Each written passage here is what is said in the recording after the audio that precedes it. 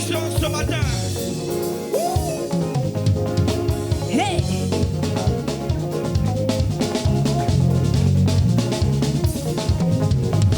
Tu m'as dit je serai élevé. Il me l'a montré, ça se fera. Mon Dieu m'a dit je vais avancer. Il me l'a montré, c'est clair et c'est net. Mais l'ennemi veut le contraire. Il a décidé de me faire échouer. Mais il a menti, oh. Il a menti, oh. Il a menti, il a menti, oh.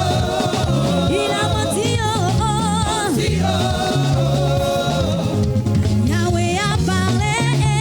Il le fera. Jésus-Christ a parlé. Ça se fera. Yahweh a parlé. Il le fera. Jésus-Christ a parlé. Ça se fera. Moi j'ai la victoire. La victoire. Oui, j'ai la victoire.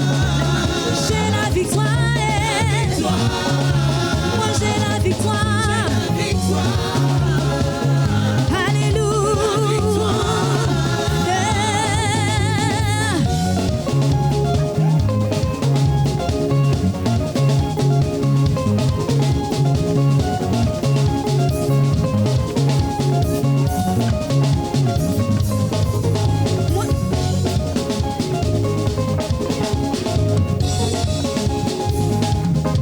Oui, mon Dieu m'a dit, je serai élevé. Il me l'a montré, ça se fera.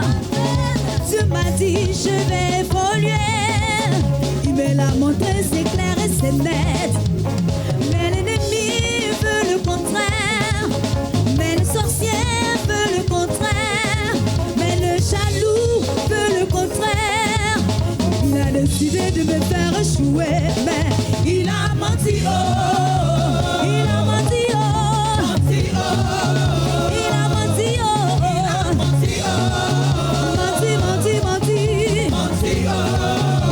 Eh, Yahweh a parlé. Il le fera. Jésus-Christ a parlé. Ça se fera. Jésus a parlé. Il le fera. L'Éternel a parlé. Moi j'ai la victoire. Oh. La victoire. La victoire, la victoire. La victoire. La victoire sur la maladie. La victoire. La victoire sur le célibat. La victoire. La victoire sur la pauvreté. La victoire. Oh, victoire. Victoire. Victoire. Oui, victoire. La victoire. Victoire. Oui, victoire. Victoire. Victoire. Victoire. Victoire. Victoire. Hey. Est-ce qu'on peut pousser des cris de joie?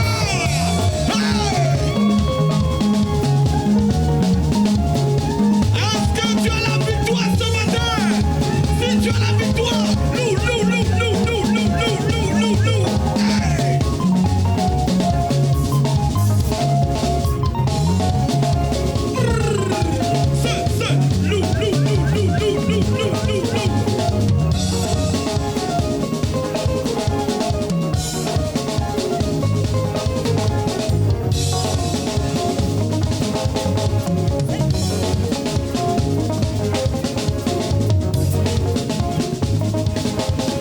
La victoire,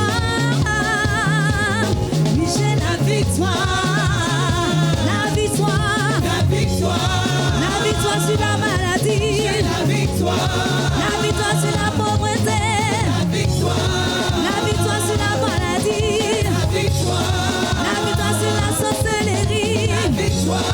la victoire sur la stérilité, victoire. victoire, victoire, victoire, victoire, victoire. Victoire.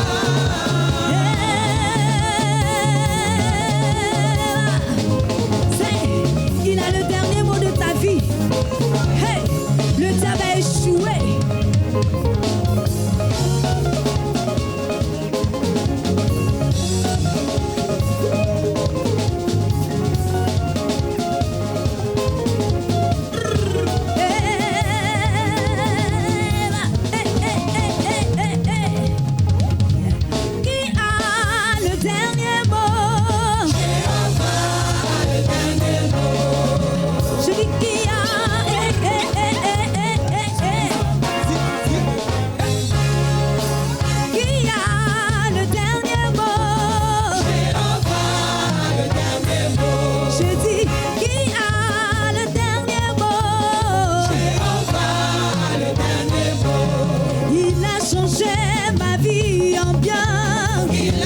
changer ma vie en bien.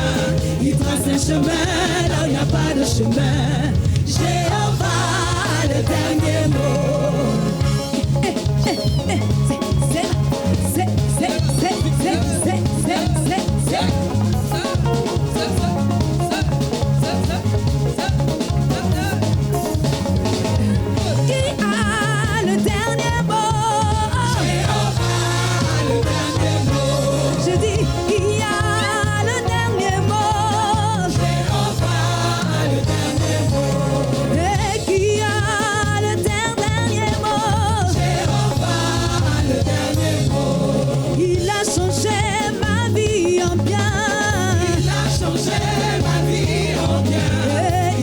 Chemin, là il n'y a pas de chemin. Jéhovah, le dernier mot. Hey, le dernier mot de ta vie.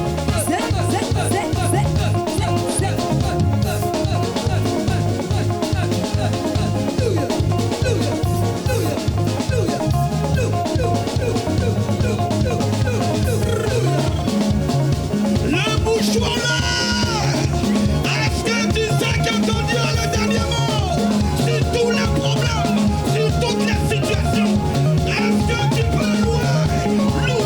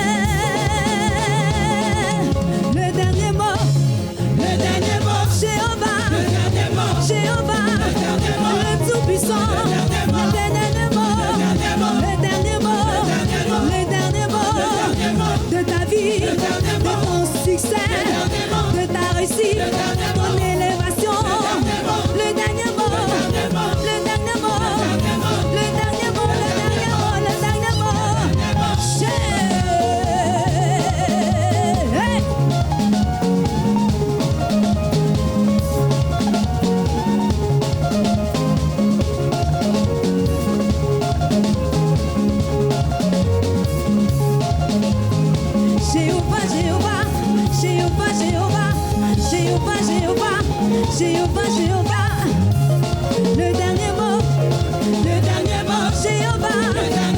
Jéhovah, le Tout-Puissant, l'agneau de Dieu, le dernier mot, le dernier mot, le dernier mot, le dernier mot, le dernier mot, le dernier mot, de ton succès, de ta réussite. Jéhovah, Jéhovah, Jéhovah, le dernier mot.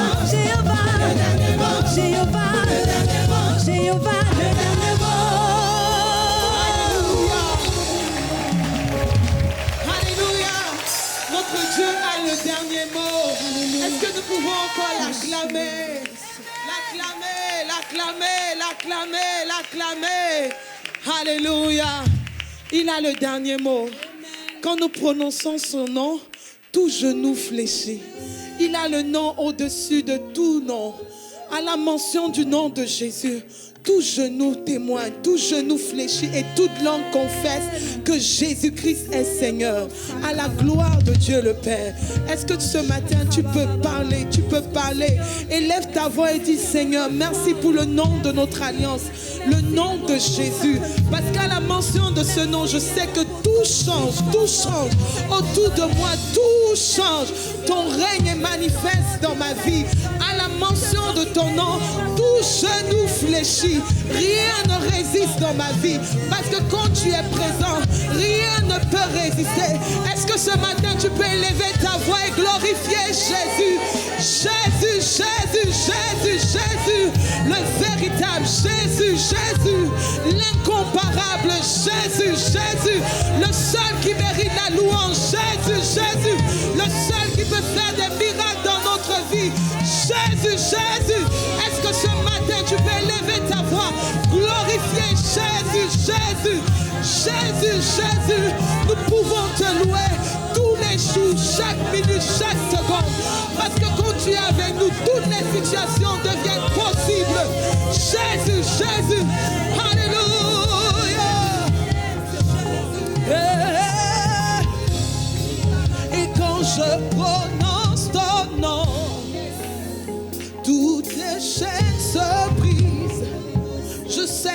tu peux tout faire. Jésus, juste le son de ton nom fait des vents et vagues quand je prononce ton nom. Et quand je prononce ton nom, toute chaîne se brise. Je sais que tu peux tout faire. Jésus, juste le son de ton nom fait des vents et vagues quand je prononce ton nom. Quand je prononce le doux nom de Jésus, Quand je prononce ton nom, toute chaîne, se brise. oui je sais, Je sais que tu peux tout faire. Jésus,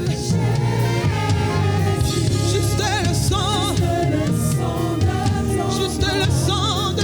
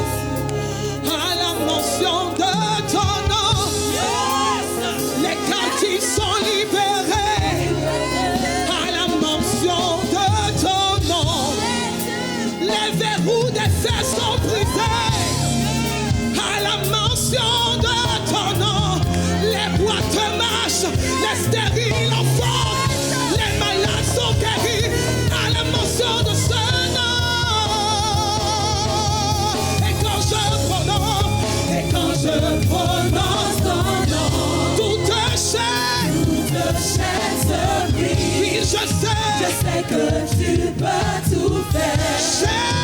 Jésus, juste le sang de ton nom. c'est un vent et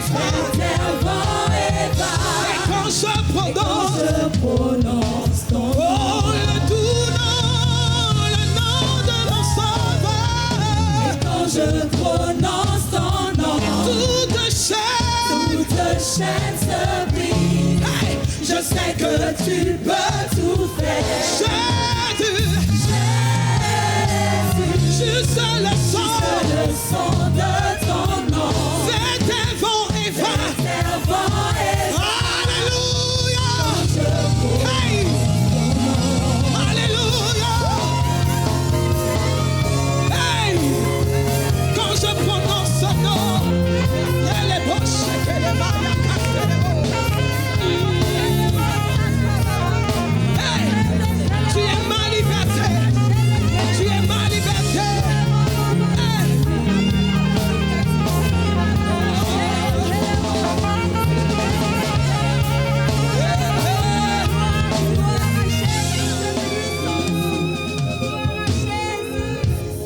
Tu es ma force, l'encre de mon âme. Tu n'échoues jamais. Tu es ma force, l'encre de mon âme. Avec toi, je ne peux pas échouer. Mon espoir, ma délivrance, ma liberté. Tu es ma liberté. Oh, ma liberté. Tu es ma liberté. Ma liberté. Tu es ma liberté. Ma liberté. Ma liberté. Ma liberté. Tu es ma liberté. Tu es ma liberté. Tu es ma liberté. En toi, Jésus, nous sommes libres. En toi, Jésus, nous sommes libres. Tu es ma liberté. Liberté. Ma liberté.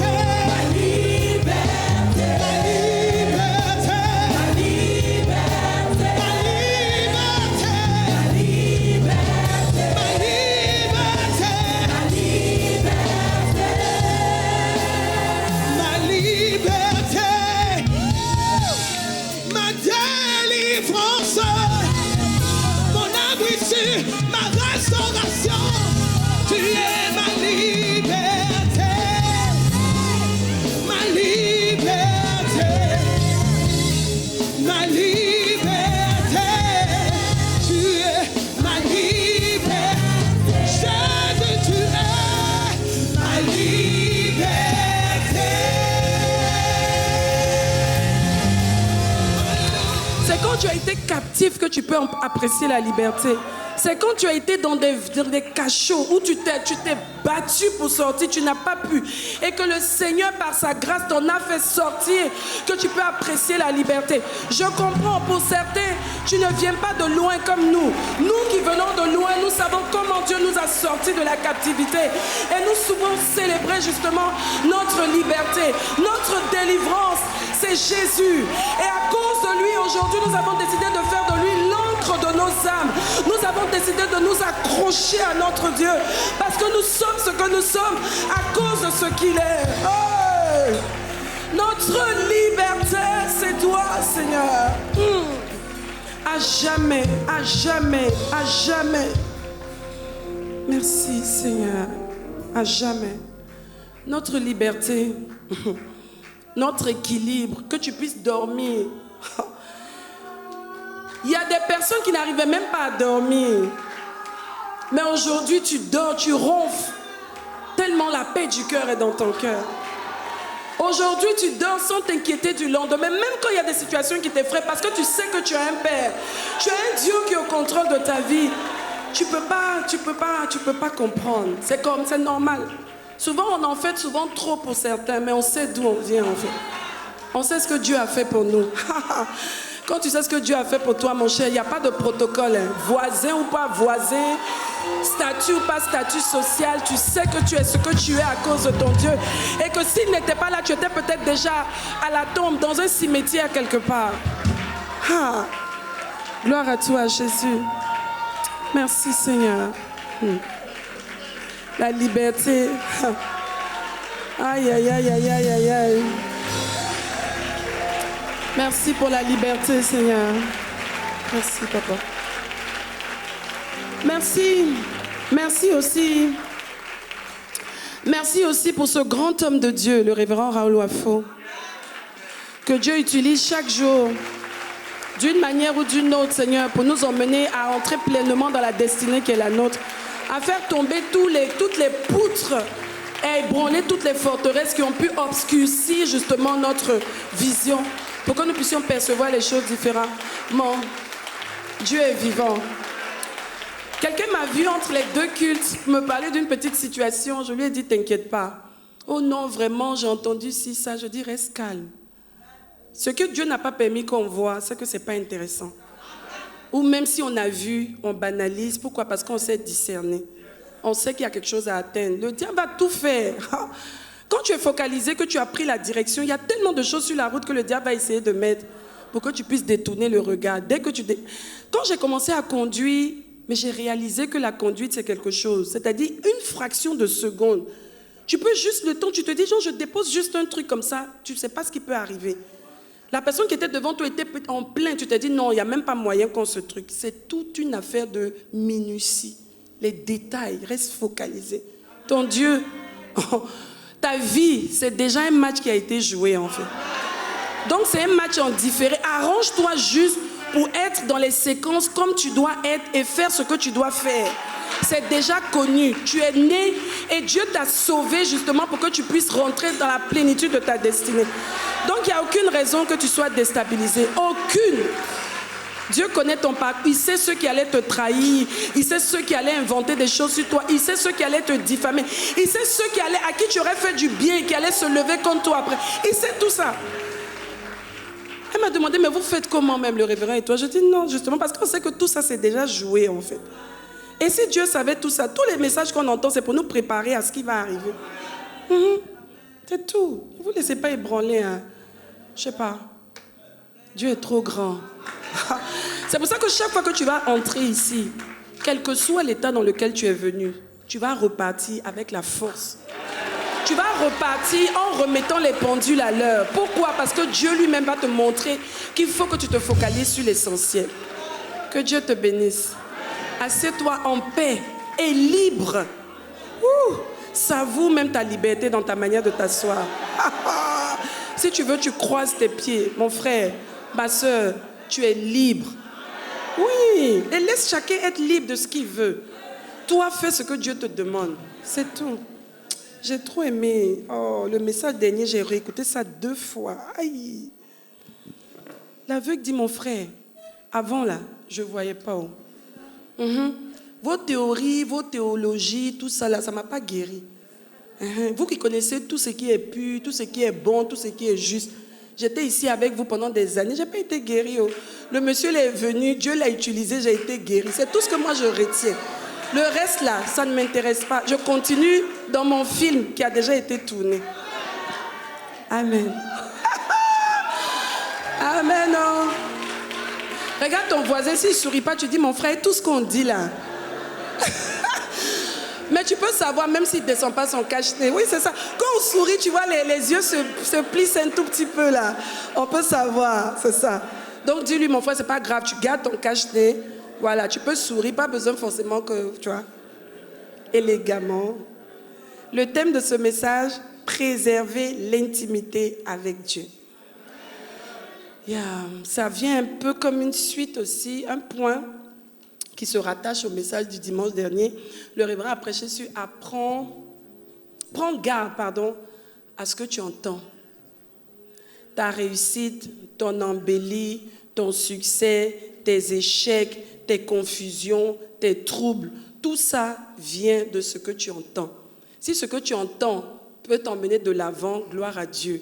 Si ce que tu entends ne t'arrange pas, classe tout ça et puis avance. Alors le message de ce matin, c'est ça. Comment est-ce que justement, parce que quand le révérend terminait même sa prédication, il a dit qu'il faut que chacun d'entre nous puisse avoir le discernement. Vous savez, nous sommes à la fin des temps. Aujourd'hui, il y a un gros enjeu. Le diable doit tout faire pour que ceux qui étaient même en feu pour Dieu puissent se refroidir. C'est ça. T'emmener à te décourager, t'emmener à te dire, bon, est-ce que ça vaut la peine, cette marche avec le Seigneur et tout et tout. C'est ça, c'est le but. Il veut gagner le maximum parce qu'il sait qu'il lui reste peu de temps. Dans le monde, déjà, il accule au maximum, mais il veut venir ratisser encore dans la maison de Dieu, mais ce n'est pas ici. Ce n'est pas toi qui vas prendre. Jamais de la vie. Dis, ce n'est pas moi. Impossible. Je payerai le prix pour rester toujours dans mon intimité avec mon Dieu, afin de discerner ce qui est vrai de ce qui est faux. Oui, la Bible a déjà annoncé à la fin des temps, c'est dit qu'on aura même du mal à discerner ce qui est bien de ce qui est mal. Le faux du vrai, tellement le diable va essayer de faire les choses comme si c'était Dieu, alors que ce n'est pas Dieu. On peut parler même de Dieu, parler même comme si on parlait au nom de Dieu, alors que ce n'est pas Dieu qui est à la base. C'est ça que le révérend disait, qui parle derrière ce que tu entends? Même la personne que tu connais, qui a un statut que tu connais, qui semble être X, Y, Z, qui parle derrière? Quel est l'objectif? Si tout ce que tu entends ne t'édifie pas, ce n'est pas de Dieu. Parce que même la réprimande de Dieu, elle vient pour que tu puisses être bâti, pour que tu puisses t'ajuster pour devenir meilleur, pas pour devenir pire. Si ce que tu entends ne t'emmène pas à t'améliorer, ce n'est pas bon pour toi. Tu mets ça de côté. Amen. Alors, il y a 2 phrases importantes que je veux dire d'emblée avant de commencer. C'est que le révérend parlait du fait qu'il faut faire attention. Et j'ai tellement aimé cette phrase. Il a dit, il faut installer un service de sécurité donc à ton oreille. Parce que si tout ce que tu entends, c'est ce qui détermine en fait ce que tu deviens. D'accord? Parce qu'on va le voir justement. La foi même vient de ce qu'on entend. Romains 10, verset 17. La foi vient de ce qu'on entend. Ce qu'on entend vient de la parole de Dieu. De la même manière, le trouble et les confusions et le doute viennent aussi de ce qu'on entend. Mais ça ne viendra pas de la parole de Dieu. Ça viendra de l'ennemi de Dieu qui voudra des fois présenter les choses comme si c'était Dieu qui les présentait. Et ensuite, on l'a dit tout à l'heure, la réussite commence par la sélection de ce qu'on écoute. Mes frères, mes sœurs, c'est capital. Si tu veux réussir dans la vie, tu dois sélectionner ce que tu écoutes et zapper ce qui n'était pas utile. Donc, en cette fin des temps, on a une séduction accrue et une distraction, c'est-à-dire extraordinaire, que le diable a mis en place. Séduction et distraction. Tellement de choses qui nous sont bombardées en cours de route, en cours de journée. Je me suis rendu compte qu'aujourd'hui, même tu prends les réseaux, dès que tu veux aller sur YouTube, c'est ça qu'on a dit les noms, sur les réseaux sociaux, et tu te rends compte que parfois tu cherches même quelque chose, tu veux aller écouter une musique ou quelque chose, mais tout de suite on te suggère en fait. Et souvent c'est des titres qu'on met pour t'accrocher en fait. Tu dis, bon attends, avant d'aller suivre, en tout cas, attends, je vais voir, on parle de quoi ici là. Dès que tu entres là, il y a d'autres choses qui suivent. Et puis tu commences, après 4 heures de temps, tu te rends compte que 4 heures sont passées, tu n'es même pas allé à ce que tu voulais faire. La séduction et la distraction a atteint un niveau pas possible en ce moment parce que le diable, veut atteindre ses objectifs. Et c'est maintenant là que chacun d'entre nous devra se concentrer sur le fait de connaître Dieu. Nous sommes venus au Seigneur, pourquoi? Parce que nous sommes rendus compte que nous avons besoin de Dieu, n'est-ce pas? Tu es là ce matin parce que tu as besoin de Dieu. Parce que tu te rends compte que si tu ne viens pas au culte, le dimanche matin, ça ne te sera pas profitable parce que tu as besoin de venir être nourri, n'est-ce pas? C'est Dieu que tu es venu chercher ici. Ce n'est pas moi que tu es venu voir. A priori, tu ne savais même pas que ça allait être moi. Ce n'est pas le révérend forcément que tu es venu voir. Tu es venu pour que Dieu, que tu sers, que tu puisses le rencontrer. C'est ça. C'est Dieu que nous devons chercher. Donc tout ce que nous faisons, nous venons là, c'est Dieu que nous voulons. Nous venons connaître notre Dieu. Nous voulons grandir dans notre amour pour Dieu, dans la connaissance de Dieu qui nous a adoptés, qui nous a sauvés. Alors pour être réconcilié, si on doit parler d'intimité ou de communion, il faut d'abord être réconcilié avec lui, ton Créateur. Si tu ne le connais pas et que tu entends ma voix ce matin, il faut que d'ici la fin de ce message, tu puisses donner ta vie au Seigneur. Parce que si tu ne lui donnes pas ta vie, et le seul chemin c'est Jésus-Christ. Si tu ne passes pas par la nouvelle naissance qui est celle d'accepter le Seigneur Jésus comme ton Seigneur et ton Sauveur personnel, tu ne peux pas entrer dans cette communion-là. Tu ne peux pas entrer dans cette dimension de vie. Parce que la vie est d'abord spirituelle. Comme le révérend le disait, et c'est clair. La vie est d'abord spirituelle. Il faut que tu prennes ton camp. On ne peut pas être neutre. Je ne sais pas à qui je parle ce matin précisément. On ne peut pas être neutre. Comme moi j'étais plus jeune, je pensais qu'on pouvait être neutre. Moi en tout cas, je ne fais rien de mal. Non, tant que tu n'as pas accepté le Seigneur Jésus, tu es forcément d'office dans le mal. Il faut que tu sortes de là parce que tu seras surpris de voir jusqu'où le diable va te traîner dans la boue, juste pour te décevoir et te mettre dans la confusion. Amen. Donc nous devons prendre sur nous justement de connaître notre Dieu. Ça doit être la plus grande quête aujourd'hui. Par ces temps qui courent, vous entendez les nouvelles qu'il y a à gauche, à droite. Hein? Les gens sont en train de reconfiner partout, gauche, droite. Tout le monde se pose la question, que sera le sort de l'Afrique? Les vaccins, maintenant c'est la grande polémique, vacciné ou pas vacciné. C'est pas ça. Il y a beaucoup d'interrogations en fait qui remontent encore. Donc en ce moment-là, c'est pas le moment de se disperser, c'est Dieu. Je veux te connaître. Je me suis réconciliée à toi parce qu'il y a des objectifs que tu veux atteindre. Si tu m'as gardé sur la terre jusqu'à cette heure, donne-moi d'atteindre ces objectifs-là. Donne-moi de connaître les objectifs et de pouvoir marcher dans ces objectifs-là. Je ne veux pas me disperser. Au jour d'aujourd'hui, là, à tout moment, quelque chose de peut-être pas bien peut arriver. On peut sortir d'ici et puis on prend un décret, on dit ceci, cela. Ça ne sera pas ça au nom de Jésus. Mais tout peut arriver. Donc il faut qu'on soit concentré. Il faut qu'on aille à la quête de Dieu. C'est Dieu que tu es venu chercher ce matin. C'est Dieu que tu as décidé de suivre. Cherche-le. Cherche pas autre chose. Cherche Dieu. Ne cherche pas à savoir comment les wafos vivent. Pardon. Ne cherche pas à savoir ce qu'on mange. Quelle crème j'utilise? C'est pas ça le plus important. Pourquoi elle a coupé ses cheveux? C'est pas ça le plus important. Cherchons Dieu. Cherchons Dieu. Pendant qu'il est encore jour, cherchons Dieu. Dieu veut se faire connaître par son peuple. Il dit, mon peuple périt faute de connaissance. Les gens ne me connaissent pas. Ils viennent vers moi, ils veulent m'adorer, mais ils ne me connaissent pas. Et si on ne le connaît pas, on ne peut pas le servir. On ne peut pas l'adorer convenablement. On sera toujours à gauche. Quand il nous attend à droite, on sera à gauche. Cherchons Dieu. Pardon. Tu es entré ici, c'est parce que Dieu t'a parlé. Tu as décidé d'appartenir à cette communauté ou la communauté à laquelle tu appartiens. Quand tu me regarderas peut-être plus tard. Cherche Dieu là où tu es. Ne t'occupe pas d'autre chose. Cherche ton Dieu. Ta vie est trop précieuse. Jésus est mort à la croix pour ça. Moi, je ne suis pas morte pour toi. Je peux te décevoir, peut-être. Je suis dans mon processus, parce que toi-même aussi, tu peux me décevoir. On est tous dans un processus, donc cherchons notre Dieu.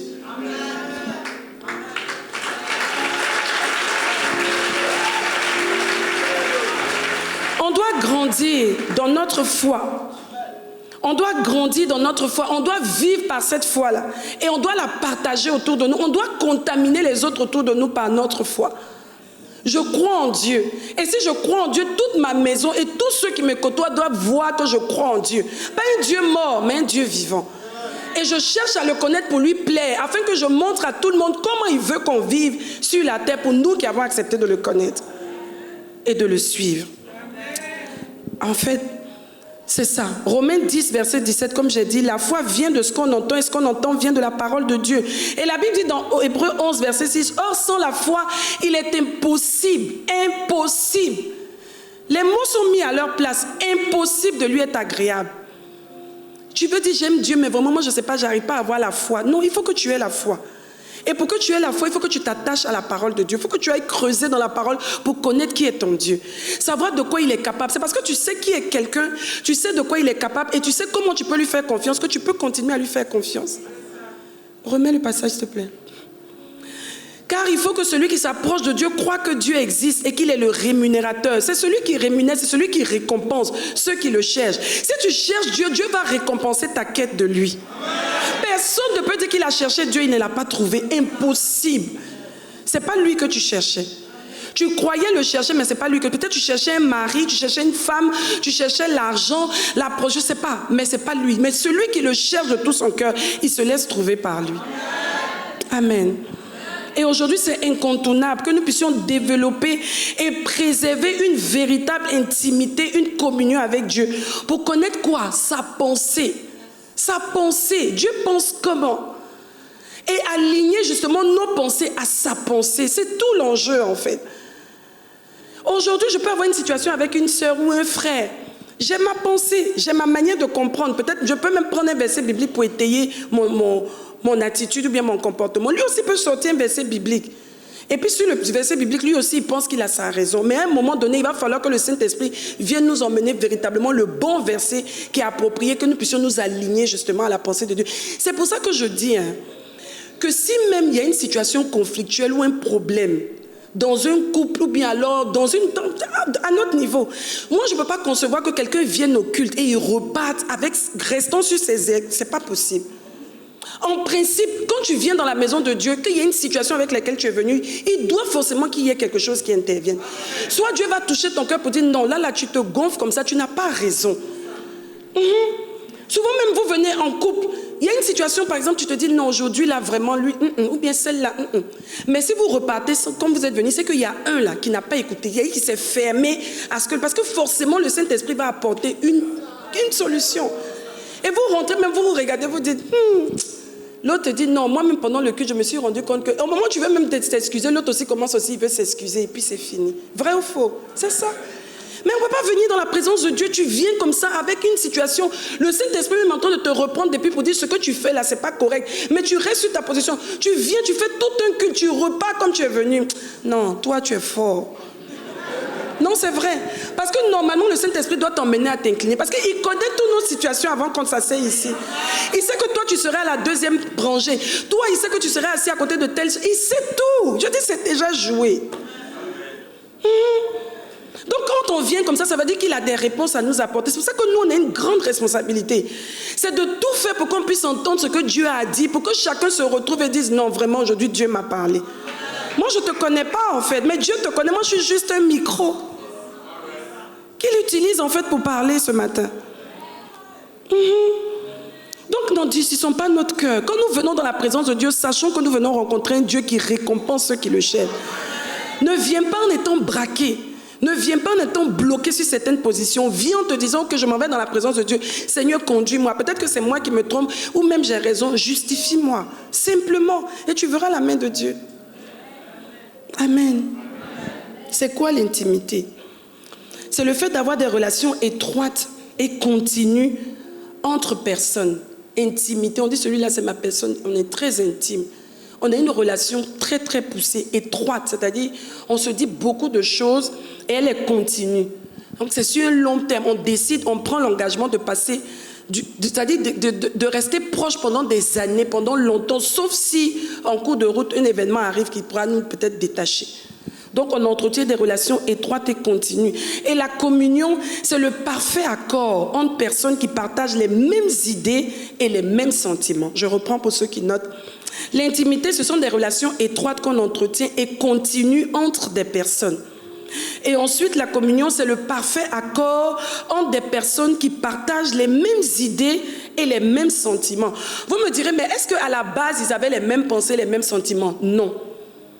Ils n'avaient pas forcément les mêmes pensées, les mêmes sentiments, mais à force d'être ensemble, ils ont fini par développer un canevas dans lequel tous les deux se retrouvent. Parce que s'ils ne se retrouvent pas, au bout d'un moment, ils vont se séparer.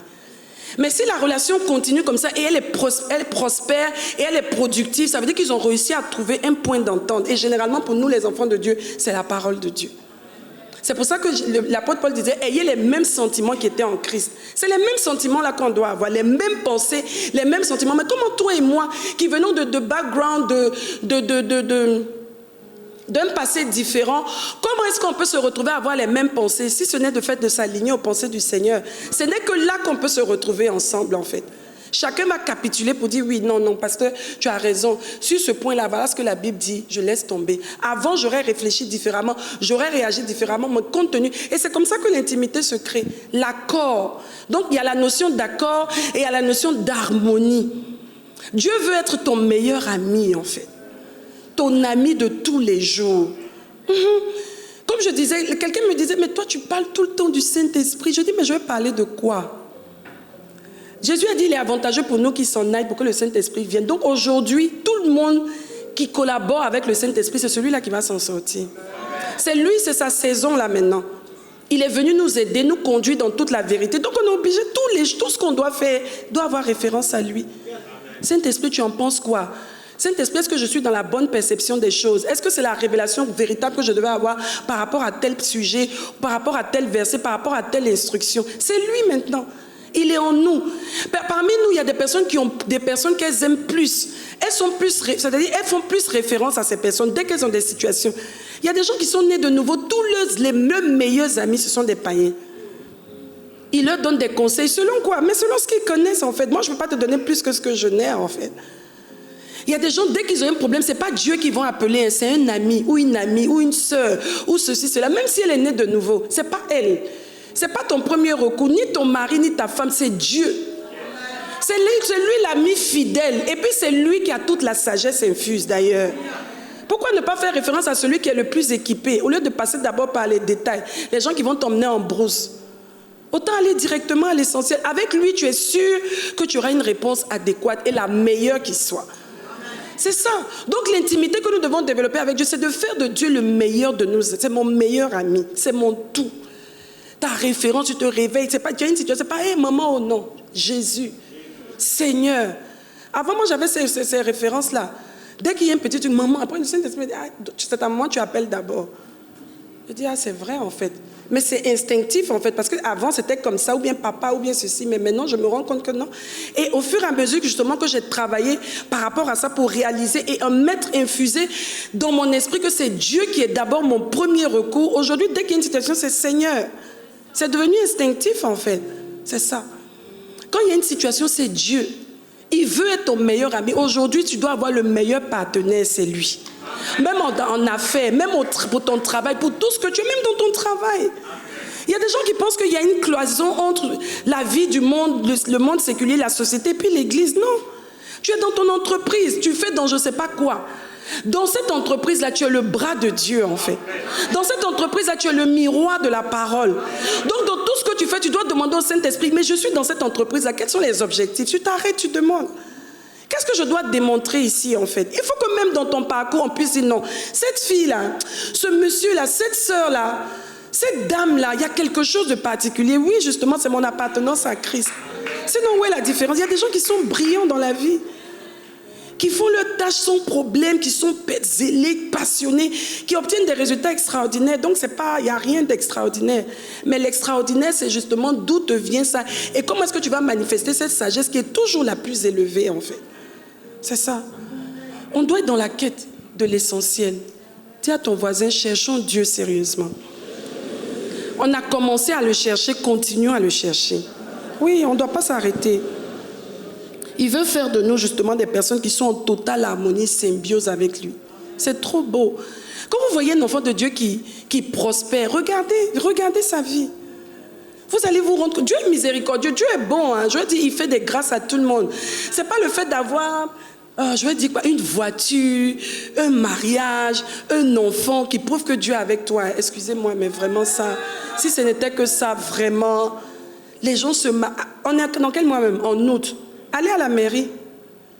Ces périodes comme ça, c'est aligné. Les gens, ça dit, tu viens au mariage, même tu es assis, tu vois 7 mariages avant le tien. Attends. Celles-là n'ont pas, il n'y a pas les esprits des eaux, quoi, machin et tout. Il y a des gens qui se marient. Donc, ce n'est pas ça qui définit. C'est l'équilibre, en fait, de ton esprit, âme et corps. Tout ça en symbiose et connecté à la bonne fréquence, la fréquence divine. C'est ça. Tu dors, tu es en paix. Ton cœur ne bat pas. Tu n'es pas dans des choses compliquées. Tu te lèves le matin, tu es en paix. Tu es dans la présence de ton Dieu, tu es en paix. Il y a une situation que tu as vécue, tu es tombé, tu te lèves, tu avances. C'est ça. Ne limitons pas Dieu à ça. Non, attends, ça veut dire quoi? Et tous les gens qui truquent, je disais à quelqu'un, je dis, mais les gens font même des enfants, des jumeaux, des je ne sais pas quoi. Attends, c'est quoi que Dieu ne peut pas faire? Pour qu'on puisse se limiter à ça et dire que non, vraiment, oh, machin et tout. C'est quoi? Cherchons Dieu. Quand tu cherches Dieu, tout ce dont tu as besoin, si c'est écrit, tu vas avoir ça.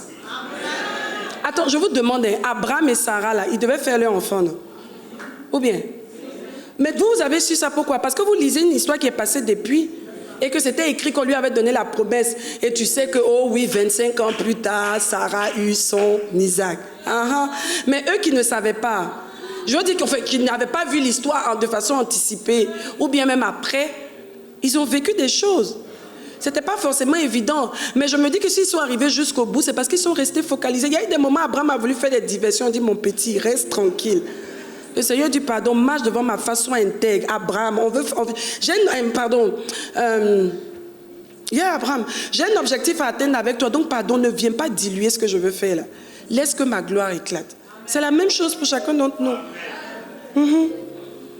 Dieu veut faire des choses, même dans ton travail. Tu es très coiffeuse, tout. Dans ton salon de coiffure là-bas, Dieu compte sur toi. Pas pour aller là-bas te mélanger, te perdre dans les commentaires, dans les trucs et tout. Quand tu sors de là, de 7h à 18h, quand toi-même tu sors, tu es épuisé. Le Saint-Esprit te demande, mais tu étais dans le salon là même, tu servais à quoi pour nous le royaume? Tu dis non, c'était pour tresser les gens. C'est pas que ça. Donc tout ce que nous faisons dans la société, il y a toujours un aspect divin. Il y a toujours un aspect qui doit concourir à ce que le royaume gagne quelque chose de ta présence à cet endroit-là. Amen. Colossiens 3, versets 1 à 2. Et si on répète ces choses-là, c'est parce que c'est important. Quand on va à l'école, on nous rappelle les choses qui sont importantes. Les choses qui ne sont pas importantes, on ne revient pas dessus. Donc c'est important, pourquoi? Parce qu'il faut que je le dise aussi, le Saint-Esprit me le rappelle. Dieu a dit quoi cette année? Il y en a peut-être même qui ont oublié déjà. Hein? Genre, plus de grande gloire, là on est en août. Non, sérieux. Là même j'ai demandé, il y en a qui étaient là pourtant le 31, mais là ils ont oublié. Je t'en veux pas. C'est qu'à un moment donné, le diable t'a tellement distrait, embrouillé.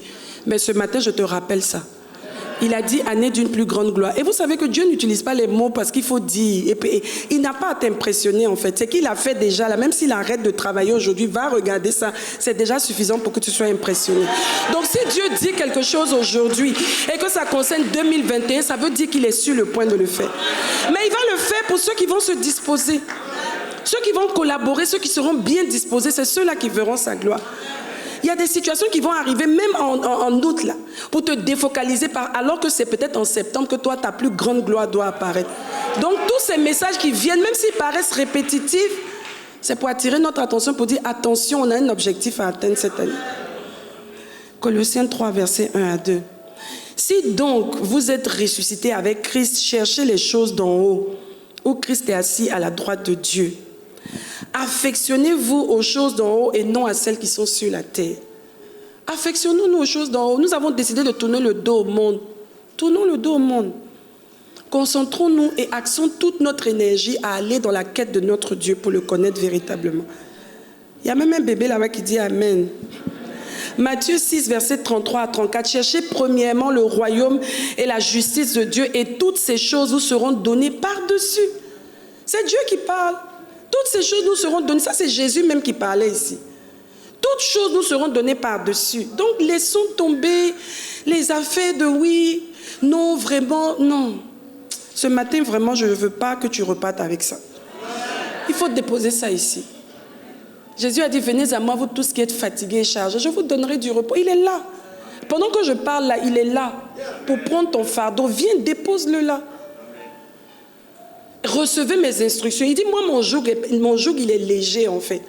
Mais j'ai un joug quand même que vous devrez porter. Mais il est léger. Venez et abandonnez-vous à moi ici. Et vous verrez si je ne vais pas vous décharger. Sauf que quand je vais vous donner les instructions, il faut que vous soyez volontaire et bien disposé pour les mettre en application. Il dit, ne vous inquiétez pas du lendemain. Ne vous inquiétez donc pas du lendemain. Car le lendemain aura soin de lui-même. À chaque jour suffit sa peine. Et pour moi, c'est déjà joué. Donc, chaque jour, c'est que, demain, là, voilà ce que je dois faire. Demain, voilà avec quoi je dois venir. Lundi, c'est qu'il doit apporter telle chose, parce que c'est déjà écrit, en fait. C'est ce que ça veut dire. Donc, tu dois être tranquille. D'ailleurs, même tous tes efforts, là, ça t'a apporté quoi? Ça t'a rendu un peu chauve plus vite que prévu. Ça t'a donné des maladies, des ulcères. Non, mais sérieusement, il y a des maladies qu'on a aujourd'hui qui étaient même pas... Ça faisait même pas partie du lot. Mais toi-même, tu allais crier ça, tu as greffé ça sur toi.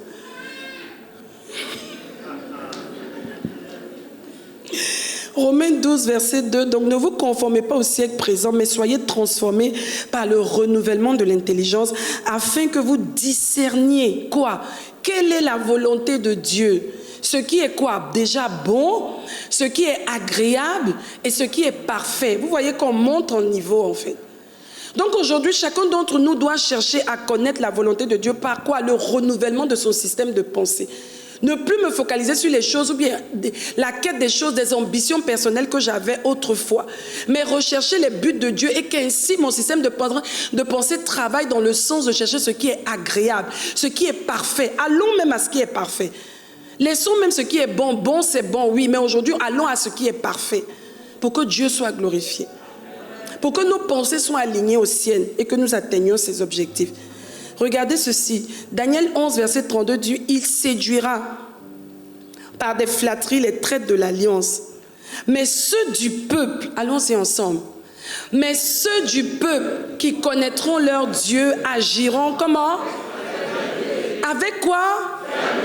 Avec quoi? C'est quoi la fermeté? La fermeté, c'est le fait d'être stable, d'être engagé et résolu dans une décision qu'on a prise. Et se dire, moi, en tout cas, je suis ferme, je suis là, calé, vissé, jusqu'à ce que quelque chose d'autre arrive, jusqu'à ce que Dieu me dise quoi. Et comme Dieu ne se dédie pas, donc je suis là. Ceux du peuple, aujourd'hui, dans cette génération-là, c'est ceux du peuple qui connaîtront leur Dieu. C'est ceux-là qui agiront avec fermeté. C'est ceux-là qui ne vont pas se laisser balloter par tout vent d'inquiétude ou de peur qu'il y a partout. Le règne de la terreur est déjà là. Le règne de la peur est déjà là. On a connu ici les attaques terroristes. On s'est dit que c'était ça dont on parlait. Mais il y avait plus grave que ça. Et ce n'est pas encore fini. Hein. Ah si, je te dis, hein, ce n'est pas encore fini. Donc si déjà là tu es en panique, que tu ne sais même plus où sont tes repères, tu es en danger. Reviens à la parole, assieds-toi et retrouve-toi dans la parole. Sinon tu vas être ballotté par tout vent de doctrine. Aujourd'hui, il y a trop de gens dehors, hein, au nom de Dieu, qui sont en train d'embrouiller, qui sont en train de prendre des vagues comme ça d'enfants de Dieu, dans des choses incroyables. Attention, agissons avec fermeté. C'est dans notre intimité, au travers de la quête de la connaissance de Dieu et de notre résolution à obéir à ses principes que nous arriverons à manifester pleinement notre destinée. Dieu savait qu'il allait avoir tout ça et puis il nous a fait naître en cette saison-là. Et il nous a rendus vivants jusqu'à maintenant. Ça veut dire qu'il sait qu'on doit triompher. Mais si on te dit que le match est déjà joué, tu as déjà gagné. Mais je disais à quelqu'un, je dis, quand j'étais juste en train de l'exhorter, puis je lui disais, mais quand quelqu'un t'a déjà dit quelque chose est bien, ça va bien finir, tu n'as plus peur. Ou bien, c'est quand tu ne sais pas si ça va bien finir ou quoi, c'est comme quand tu entres dans le mariage. Si Dieu t'a déjà dit, le monsieur là ou la femme là, vous vous mettez ensemble, c'est pour que ça se termine bien. Donc vous avez l'assurance que ça va bien se terminer. Donc quand il y a des situations, vous savez que vous êtes censé pouvoir les surmonter. Sauf si, comme je disais encore, arrête justement de laisser le Saint-Esprit travailler par lui. C'est ça. C'est déjà géré. Et ça, c'est le secret de tous ceux qui font de l'impact. L'impact divin, j'entends. Un impact divin, c'est un impact qui est tangible et qui est durable. Oui, parce qu'il y a des gens qui font des impacts là, comme des étoiles filantes, et puis ils disparaissent. Non, je parle du véritable impact divin. C'est des personnes que vous allez voir qui ont pris le temps de chercher leur Dieu, qui sont jusqu'aujourd'hui dans cette quête-là, qui ne se disent jamais que j'en connais déjà suffisamment. J'ai déjà fait beaucoup d'exploits avec Dieu, donc à partir de maintenant, je peux me reposer. Non, c'est des personnes qui sont toujours en train de creuser. C'est le cas du révérend. Cet homme de Dieu-là que moi je côtoie en fait. Et je peux vous assurer, comme il disait ici à SMJ, j'ai parlé avec des gens qui l'ont connu aussi dans la jeunesse de sa marche avec le Seigneur. J'ai eu à les rencontrer.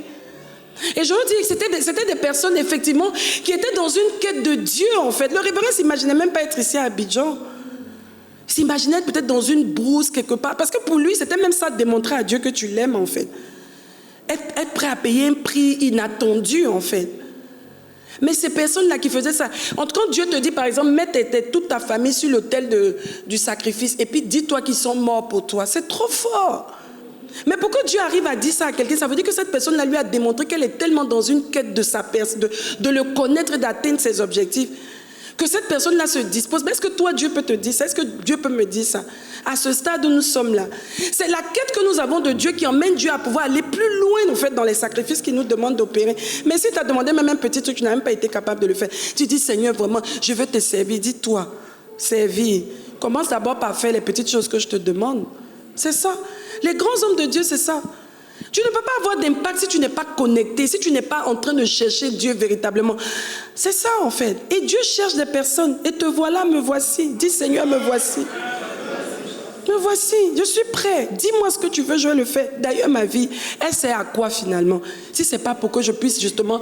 je ne peux même pas prétendre rembourser, je ne peux pas, mais au moins te la donner en retour de tout ce que tu as. On a parlé de liberté tout à l'heure. Que notre vie puisse servir à Dieu, en fait. Il dit non. Il me disait, mais moi, je m'imagine les richesses, tout ça, tout ce qu'on vit, tout ce qu'on a aujourd'hui, je dis par la grâce de Dieu. C'est même pas pour nous, en fait. Est-ce que vous réalisez ça? C'est parce que Dieu veut attester que sa parole est vraie. Mais attends, quand Dieu bénit quelqu'un, en fait, c'est pour montrer à cette personne-là que quoi? Tu m'as cherché, c'est pas ça que tu as cherché. Parce que le révérend, par exemple, c'est pas la richesse qu'il a poursuivi. Parce que tu viens d'un pays étranger, d'ailleurs, même sa richesse, ça va commencer par où? Tu connais personne. Autant rester dans ton pays, là, tu as tous les gens que tu connais, tu peux faire tout ton trafic que tu veux et puis avoir ton argent. C'est pas plus simple. C'était pas la quête de la richesse, en fait. Mais cette richesse-là est venue l'équiper et attester et atteindre les objectifs que Dieu voulait atteindre dans sa vie. Parce que Dieu, quand tu le cherches, là, tout ce qui le caractérise, là, va finir par t'accompagner. Là, Dieu, est-ce que Dieu est malade? Est-ce que Dieu est pauvre? Attends. Et toi, tu vas le chercher comme ça pour le connaître. Et tu vas le connaître dans la... Et puis, il va te démontrer, il va s'ouvrir à toi en termes de maladie. Mais ce n'est pas lui, en fait. C'est lui que tu cherches. Donc, c'est tout ce qui le caractérise que tu vas trouver en chemin. C'est ça. Quand Dieu te bénit, même Dieu te rend riche, les vrais riches en Christ, justement, n'oublient jamais d'où ils viennent. Vous ne voyez pas que le révérend est toujours en train de faire référence. On peut se dire, oh, mais ça va. Si tu es obligé de toujours rappeler aux gens que tu avais 15 000. Mais il faut parce qu'il y a des personnes qui sont dans la salle qui se disent, oui, vous parlez de foi et toutes ces choses aujourd'hui parce que vous êtes à tel niveau. Non, mais ça a commencé quelque part. C'est pour ça qu'il faut toujours se rappeler. Un riche qui a oublié d'où il vient et ce que Dieu a fait pour lui, ça veut dire qu'il a déjà perdu la bourse, il a perdu les repères, il a perdu les pédales. Parce que c'est ce qui te donne justement de continuer à l'adorer et de le chercher. Parce que tout ce que tu as eu, tu ne t'attendais même pas à ça. Généralement, tu ne t'attends jamais à tout ce que Dieu fait. Tu attends des choses, mais à un certain niveau, mais quand il le fait, c'est tellement grand que tu es surpris. Et donc, tu veux dire à tout le monde, non, non, non, ne m'acclamez pas, ne m'appréciez pas, mais c'est ce que Dieu, c'est Dieu qui est derrière moi, c'est lui qui a fait ça. Parce que même moi-même, je suis impressionnée. C'est ça. C'est la réaction justement de la richesse en Dieu. Ou alors de l'élévation, je ne sais pas, de l'exposition de Dieu en fait. Dieu est grand, hein. Non, c'est le plus grand même en plus. C'est même pas qu'il est juste grand, il est le plus grand. Il dit heureux, à Matthieu 5, verset 6, heureux ceux qui ont faim et soif de la justice, car ils seront rassasiés. Si tu as faim de la justice de Dieu, c'est le plus important. Si tu as soif de la justice de Dieu, tu seras rassasié. Au verset 8, il dit heureux ceux qui ont le cœur pur, car ils verront Dieu. Dieu veut voir la motivation. Tu veux quoi? Tu es venu ici dans un calcul. C'est pas grave, Dieu prend tout ça. Même si tu es venu dans un calcul, mais au bout du compte, il faut que tu sortes des calculs et que tu sois transparent. Et que tu laisses sa volonté se faire. Quelqu'un peut venir parce qu'il a besoin d'un mari, c'est pas mauvais. Effectivement, dans la maison de Dieu, tu peux trouver quelqu'un de bien.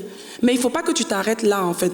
Parce que si tu t'arrêtes là, Dieu va mettre du temps pour que tu aies ça. Parce qu'il veut que tu puisses être dans une certaine disposition pour atteindre ses objectifs. Et que dans ces objectifs-là, lui puisse te donner ce que ton cœur désire. Mais s'il te donne ça trop vite, c'est pas très sûr que tu vas rester longtemps là.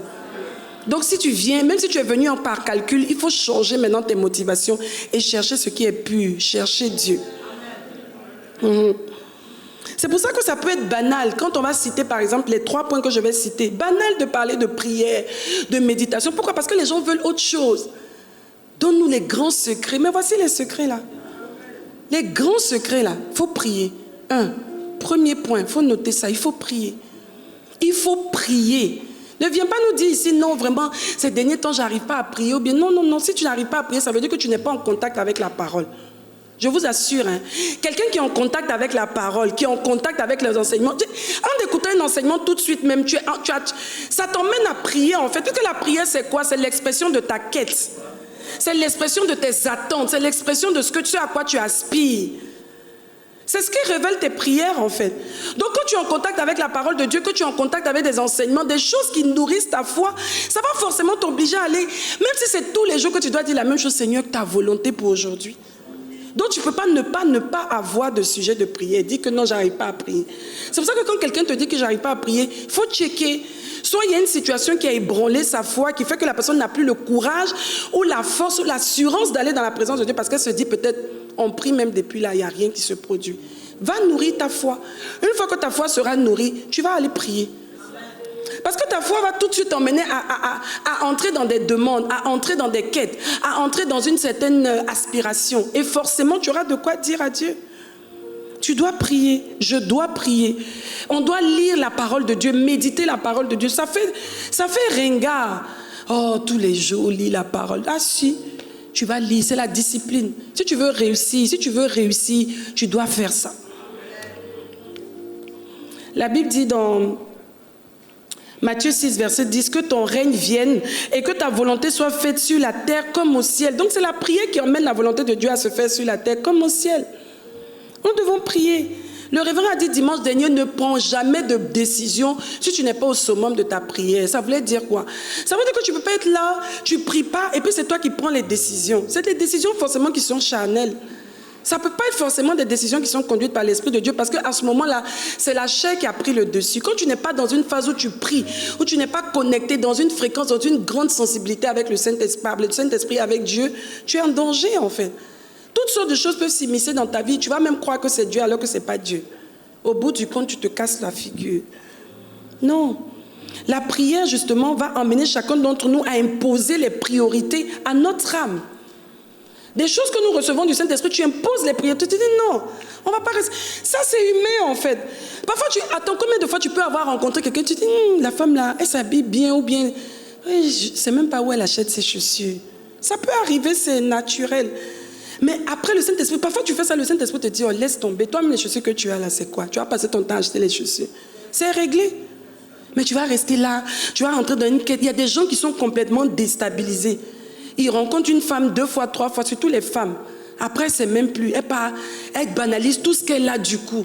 Parce qu'elle veut tout. Est-ce que vous avez le même niveau? Tu vas te casser la tête. Tu vas souffrir pour rien. Alors que Dieu veut atteindre ses objectifs. La femme, là, tu sais par quoi elle est passée. Si Dieu l'a bénie à ce niveau. Et après, quand tu n'arrives pas à voir ça, tu la critiques. Elle exagère. Elle exagère comment? C'est Dieu qui lui a donné ces choses. C'est Dieu peut-être qui est en train de la récompenser. Non, c'est vrai, les gens ne connaissent pas les parcours. Il faut faire attention. Je dis ça souvent, je n'ai pas le lieu aujourd'hui, mais attention. Il ne faut pas que nous entrions dans des choses, que le Saint-Esprit nous aide par la prière à ramener les priorités dans notre âme. Comme j'ai dit tout à l'heure, les priorités dans notre âme. Et la lecture et la méditation sont la plateforme où nous capitulons devant la vérité biblique. Quand tu es quelqu'un qui médite, qui réfléchit sur la parole, qui pose des questions à Dieu. Même quand tu as une situation, le Saint-Esprit va te dire ce que tu dois prendre. Quel est l'aspect que tu dois prendre? Qu'est-ce que tu dois mettre dans la balance en fait? Même si tout le monde met autre chose dans la balance, il va te dire mets telle autre chose. Et même si tu es en porte-à-faux avec tout le monde, pourvu que tu sois en paix avec Dieu, c'est le plus important. On ne vit pas pour faire plaisir aux gens, on vit pour être agréable à Dieu. Et quand tu es agréable à Dieu, Dieu saura te justifier avec le temps. Même si les gens se sont braqués contre toi, Dieu va finir par leur montrer que tu avais raison de compter, de regarder à lui et de faire ce qu'il t'a demandé. Donc c'est ça, c'est un endroit de confrontation. Pendant la méditation, tu confrontes tout ce que tu as toujours cru à ce que Dieu t'impose maintenant de croire. Et tu dois arriver au point où tu capitules pour dire oui Seigneur. Comme ici dans 2 Corinthiens 10, verset 5, il est dit, nous renversons les raisonnements et toute hauteur qui s'élève contre la connaissance de Dieu. Ce passage, il est très fort. Toute hauteur, c'est-à-dire toutes les choses qui viennent pour pouvoir cacher et puis faire obstruction à ce que Dieu est en train de te dire, à la révélation que Dieu te dit. Qui est en train de monter ce mur-là pour venir contrecarrer ou bien obscurcir ta vision? Non. Tout ça doit tomber au nom de Jésus. Et c'est dans la méditation justement que ces choses-là s'ébranlent. Tu écoutes un message, quelque chose te captive ou bien quelque chose te gifle. Quand je dis te gifle, c'est-à-dire te gifle dans ton âme, ça gifle tes convictions. Et en ce moment-là, tu t'arrêtes et tu commences à méditer dessus, tu commences à prier dessus, tu commences à poser des questions au Saint-Esprit pour dire, mais ça là, comment est-ce que je dois prendre ça? Et dans ma vie d'aujourd'hui, dans la physionomie de ma vie, dans la manière dont je vis aujourd'hui, là, comment est-ce que j'applique ça à ma vie? Et une fois que le Saint-Esprit réussit à te dire et que tu le fais, c'est là où on dit que les forteresses sont tombées. Les faux raisonnements ont basculé au nom de Jésus. C'est pour ça que la Bible dit dans Josué 1, verset 8, que ce livre de la loi, que la Bible ne s'éloigne point de ta bouche. médite le jour et nuit pour agir comme fidèlement, selon tout ce qui est écrit. Pas choisi, selon tout ce qui est écrit. Car c'est alors que tu auras du succès dans tes entreprises. C'est alors que tu réussiras. Les choses banales, mais banalement puissantes. Et le diable, c'est lui-même qui emmène, parce que ça ne va même pas être banal, même c'est même pas un mot que je dois employer. Mais le diable, je dis, rend ça tellement trivial, tellement... On entend ça tous les jours, il faut prier, il faut lire la parole, il faut... Oh. Mais ce n'est pas banal, mais c'est le diable qui veut que tu banalises ça. Parce qu'il sait que c'est de là que tu vas sortir justement ta saveur ou ta préciosité. Je ne sais pas si ça se dit même ce mot-là. Ça se dit? Ok. La préciosité de ta vie, c'est de là que ça va sortir, dans ta communion, dans ton intimité. Dieu va faire... C'est tellement beau. Est-ce que vous avez déjà vu une fleur qui éclot? C'est trop beau. Tu viens trouver une tige comme ça. Après, tu vois un bourgeon. Et puis, un matin, tu te lèves, tu vois une belle fleur inattendue. C'est-à-dire, rien même sur la tige ne pouvait te présager la couleur et l'esthétique de cette fleur. Et un matin, Oh, mais c'était ça qui poussait ici. C'est magnifique. C'est ce que Dieu veut faire de nos vies. On est d'abord en terre, en jachère. Il va travailler dedans, tu te plains, tu te fâches, tu ne comprends pas, mais le match est déjà joué. C'est la belle fleur là qui doit sortir. Amen. Et ça passe, premier point, j'ai dit donc la prière, la lecture de la parole. Deuxième point, le jeûne. Dis à ton voisin, on doit jeûner. Oui, tu ne dois pas te fâcher quand on parle de jeûne. Ça doit être ton quotidien. Je dis, il y a des jours où tu te lèves le matin sans manger, n'est-ce pas? Tu es occupé, toute la journée tu n'as pas mangé. Il n'y a aucun problème, n'est-ce pas? Dès qu'on dit, demain il y a le jeûne, à 7h30, tu sens toutes les odeurs. Attends, mais qui fait la cuisine là-bas? Il y a une sauce graine au feu, il n'y a rien. Non, la chair, on remonte tout. Les plats que tu avais décidé que tu n'as plus mangé, mais c'est il y a longtemps quand même que... N'est-ce pas? Vous ne voyez pas qu'il y a quelque chose qui n'est pas normal? Ça veut dire qu'il y a quelque chose dans le jeûne là qui est combattu dès qu'on annonce ça. Pourquoi? Parce que le jeûne, justement, te permet d'étouffer, de court-circuiter, en fait, de fermer l'accès à tout ce qui est instinct charnel. Tout ce que la chair veut manifester, le jeûne vient court-circuiter ça. Le jeûne vient donner justement à ton âme de prendre moins d'ascendant et donner à ton esprit de s'élever, en fait, pour que tu sois plus sensible, mieux disposé à entendre Dieu, mieux disposé à accepter même ce que Dieu va te donner. Il y a des choses que Dieu te dit pendant le jeûne, tu es tout de suite, tu ne discutes pas beaucoup, en fait, parce que ton esprit est déjà bien disposé. Contrairement à quand tu as déjà mangé un gros plat de 3 points de suspense. N'est-ce pas? C'est ça. Et le diable combat le jeûne, en fait. Nous devons jeûner. Si tu veux développer une intimité, Dieu est esprit, en fait. Dieu est esprit. Donc, il faut que ceux qui l'adorent, ceux qui le servent, ceux qui doivent le connaître aussi en esprit. Donc, il faut développer ça, en fait. Il faut que tu sois spirituel. Et pour que tu sois davantage spirituel, pour être mieux l'ami de Dieu, il faut que tu jeûnes souvent. Dis à ton voisin, on va jeûner. Même bientôt, on a jeûne. Mais n'attends pas toi aussi le jeûne, hein, collectif. Il faut que tu puisses jeûner au moins une fois par semaine. Sinon, le jour, on va entamer Gloire 21. Tu connais Gloire 21? Il y en a même quand le mois de novembre arrive, là, ils cherchent où ils vont partir. Tu vas être à Abidjan ici, où tu seras connecté. Tu ne veux pas te connecter, tu vas te connecter. Et tu vas faire les 21 jours de jeûne. Mais si tu n'as pas eu l'habitude de jeûner 1 jour par semaine, dès qu'on décrète 3 jours, tu es déjà un problème. 21 jours alors, tu es par terre. On ne te voit même plus dimanche. Parce que même quitter la maison pour arriver ici, là, c'est compliqué. Non. Dieu ne nous a pas créés pour manger tout le temps, en fait. Se goinfrer, manger même excessivement, c'est déjà un problème qu'il y a quelque chose qui ne va pas. Enfin, une preuve, un indice. Il faut être light. Il faut faire attention. Quand je dis light, je n'ai pas dit d'être mince ou quoi. Ce n'est pas de ça que je veux dire. Il faut laisser le Saint-Esprit te conduire. Il faut jeûner souvent. Le jeûne permet vraiment de grandir dans sa sensibilité, dans son discernement. Troisième point, c'est l'obéissance aux instructions de Dieu. Premier point, j'ai dit la prière, la lecture et la méditation de la parole. Deuxième point, c'était le jeûne. Et troisième point, c'est l'obéissance aux instructions de Dieu. Jacques 1, verset 22.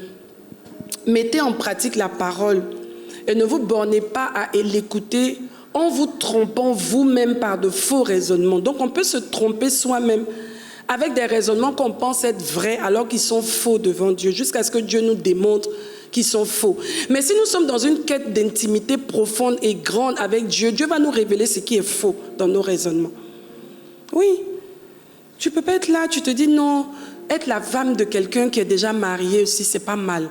Il y a des, je sais pas, les patriarches avant là, ils avaient plusieurs femmes, donc, je sais pas, non.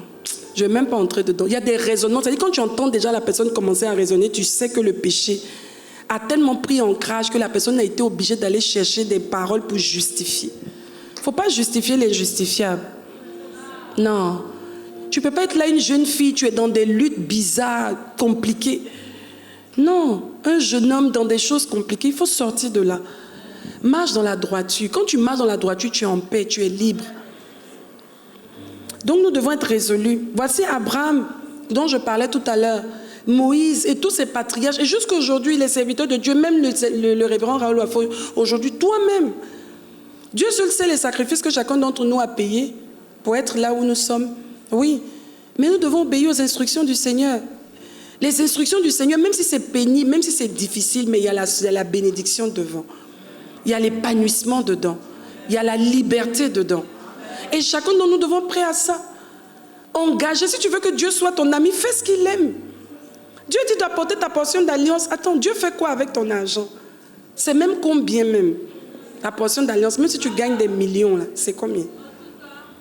Et ça va impressionner qui? Dieu. C'est même lui qui t'a donné. Il veut juste que tu comprennes qu'il a besoin que tu prennes ça pour venir garantir la suite. Dieu a ses lois. C'est pas à toi de lui demander, mais est-ce que toi aussi tu ne pourrais pas laisser l'argent? Il dit donne, donne. Mais quand tu gardes même là, tu ne vois pas ce qui se passe.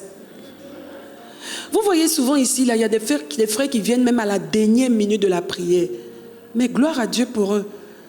Même si c'est lutte, après une lutte, mais tu sors vainqueur. Oui, ça veut dire que la personne a réfléchi, mais je vais garder l'argent là même. Et puis le Saint-Esprit aussi commence à te rappeler. Tu avais gardé là, le mois dernier là. Tu vois là les problèmes que tu as eus. Après, poum, tu te lèves en même temps, tu te dis, mon cher, c'est mieux que je vienne donner. C'est le chemin par lequel Dieu a décidé qu'il va ouvrir les églises dessus. Et tu suis ça. C'est pour ça que je dis, en fait, les expériences que nous avons, comme le révérend disait, de l'espérance à l'expérience. Les expériences que nous avons, c'est ce qui permet de consolider justement notre foi d'aujourd'hui. Si vous voyez des gens, dès qu'on dit la portion d'alliance, ils sont devant parce qu'ils savent ce qu'ils gagnent dedans. Est-ce que même si tu viens avec une enveloppe vide, moi je vois. Je ne vois pas. Le révérend ne voit pas. Qui sait même que tu as eu une entrée? Qui va t'appeler pour te demander? Mais si tu ne le fais pas, un malheur va t'arriver. Et si même ça t'arrive, ce n'est pas parce que Dieu même veut te frapper parce qu'il est méchant, c'est que tu as juste actionné l'inverse de ce qu'il voulait faire dans ta vie. Dieu, il est simple. Ces choses sont simples. Et c'est pour ça que pour le comprendre, il faut le chercher. Et si tu le cherches, que tu le connais, tu sauras comment il marche. C'est comme un homme. Il y a des femmes qui sont là, non, le monsieur, il est trop dur. Oui, il est dur pour les autres. Mais si toi, on t'a mis là, ça veut dire qu'en toi, là, si tu fouilles et tu collabores avec celui qui te l'a donné, là, tu vas trouver les moyens. Et si c'est trop compliqué, tu le ramènes chez le monsieur qui te l'a envoyé. Tu dis, Seigneur, vraiment, tu m'as envoyé quelqu'un, j'ai prié, j'ai tout fait, mais jusque-là. Donc toi-même, et Dieu va devoir intervenir. Maintenant, si lui-même, il ne veut pas changer, là, c'est autre chose. Mais je veux dire, tout ce que Dieu nous demande de faire, ça veut dire qu'il y a la capacité de le faire. Ce n'est pas intentionnaire, en fait. Amen. Ça va appeler deux choses, en fait. Et c'est avec ça que je veux terminer. Deux notions qui ressortent de tout ce que j'ai dit aujourd'hui. Pour préserver ton intimité avec Dieu, il faut que tu sois discipliné. Il y a de la discipline. Ça exige de la discipline. La discipline, c'est l'ensemble des choses que je dois faire. Ça, j'ai vraiment appris ça avec le révérend. Pas les choses que je veux faire, où je me sens à l'aise, mais les choses que je dois faire. Parce que ce sont mes responsabilités et je dois les faire. Je dois prier, je dois lire la parole de Dieu, je dois méditer la parole de Dieu, je dois jeûner, je dois être à la quête de la connaissance de mon Dieu et je dois obéir à ses instructions. À quoi ça sert que quelqu'un te montre ce qu'il aime, qu'il se fasse connaître à toi et que tu ne fasses pas ce que la personne aime? Ça ne servait à rien, vrai ou faux? La discipline et la sélection. À partir du moment que ta discipline va forcément t'emmener à faire des sélections, savoir ce qui est utile. Ça, c'est permis, oui, mais est-ce que ça m'est utile? Est-ce que ça correspond à l'image spirituelle, à l'identité prophétique de ma personne?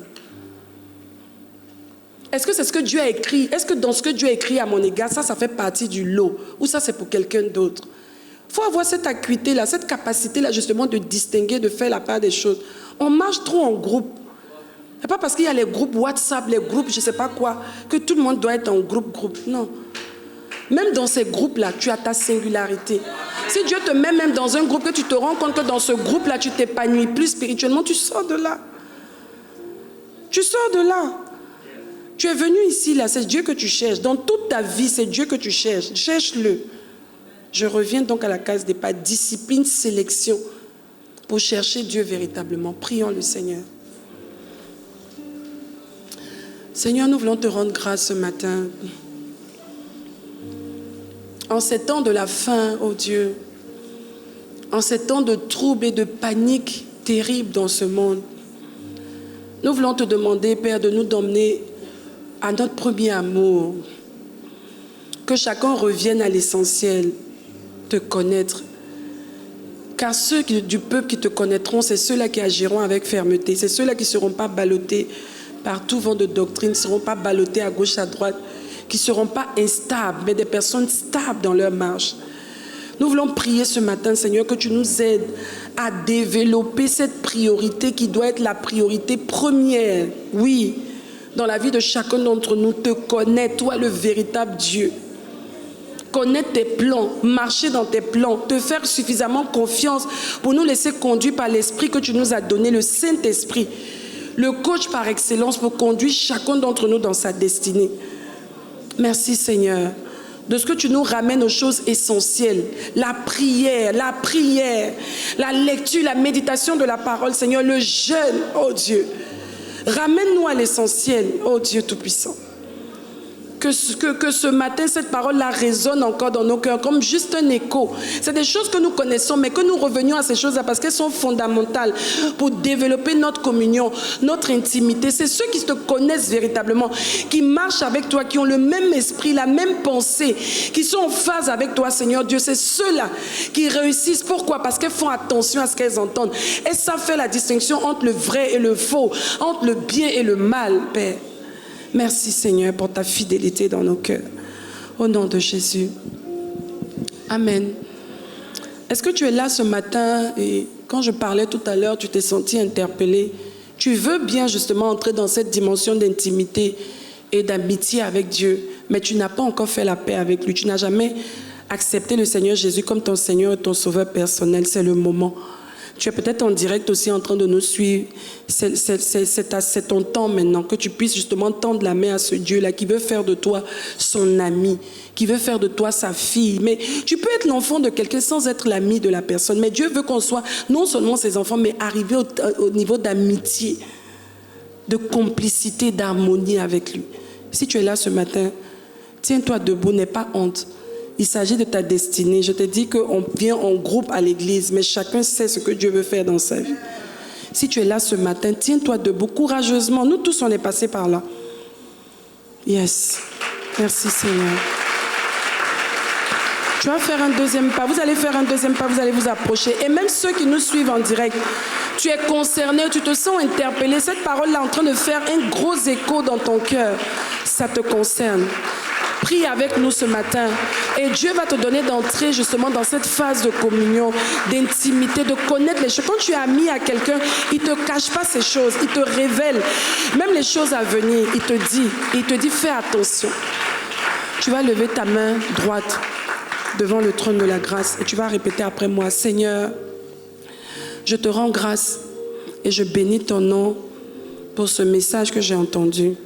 Je reconnais que j'ai besoin de revenir à toi, d'être réconcilié à toi, afin que tu puisses m'aider à connaître qui tu es, pourquoi je suis sur la terre, et que je puisse accomplir la raison, pour que je puisse accomplir la raison de ma venue sur cette terre.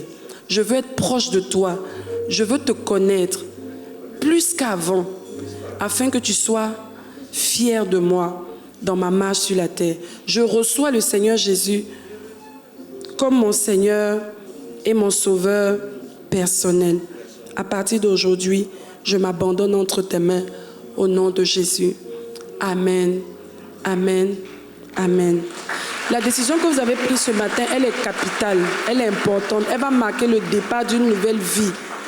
Vous ne savez pas ce qui va se passer, mais Dieu savait qu'aujourd'hui, 15 août, vous seriez ici, en train de le recevoir. Faites-lui suffisamment confiance pour la suite de votre parcours. Que Dieu vous bénisse.